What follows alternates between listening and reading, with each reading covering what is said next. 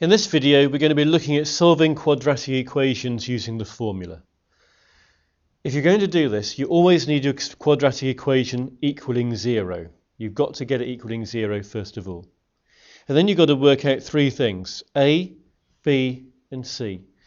A is simply how many x squared you've got. So it's a number in front of the x squared. So here, my a is 2.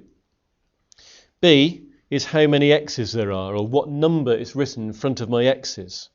It's not 7 here, it's minus 7. The sign is important. So B is minus 7. C is a number stuck on the end. And here, that's 4. If it was a minus there, I would have to write down minus 4. But here, 4 is fine.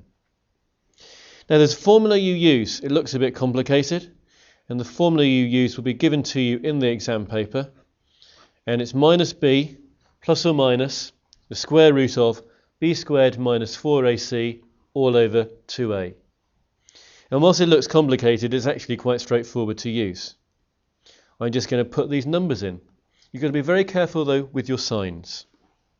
So if I go through this one, I've got first of all to put in minus b.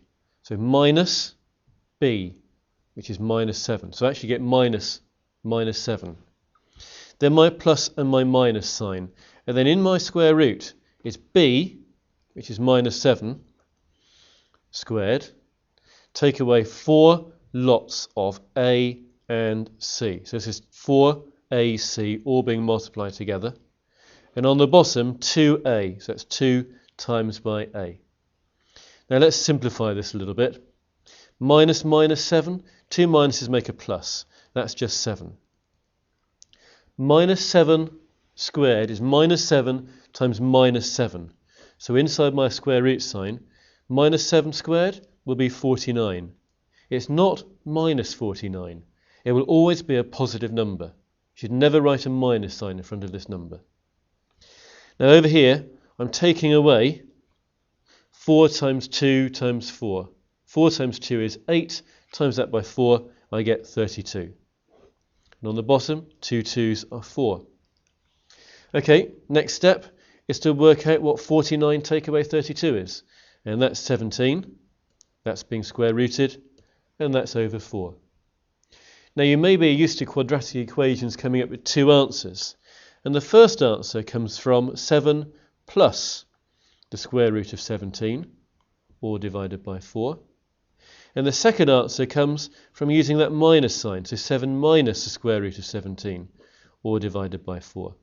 So x can be that, or it can be that. And now you need to work those out on your calculator. So the calculator I'm using, I'm going to do 7 plus the square root of 17. I'm going to press equals at that point to get what that is. Now my calculator is showing it like this. Some calculators will show it to you as a decimal. And I can switch between both on this calculator with this SD button down here. That's the top line. Now I need to divide that by 4. Again, my calculator is showing me that. If I wanted a decimal, I press this button. So I'm getting that is 2.78.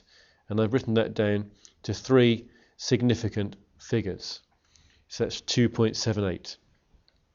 And on the right hand side, if I work on this one, I need to do 7 take away the square root of 17 and then divide that one by 4. And if I change that one into a decimal, I'm getting 0.719, again, to 3 significant figures. And that's pretty much all there is to solving quadratic equations using the formula. You get your two answers. If they're decimals, write them down to 3 significant figures. That's usually fine. So always get your A, B and C. Things that might confuse you, if it wasn't written down in the order of the x squareds first and then the x's.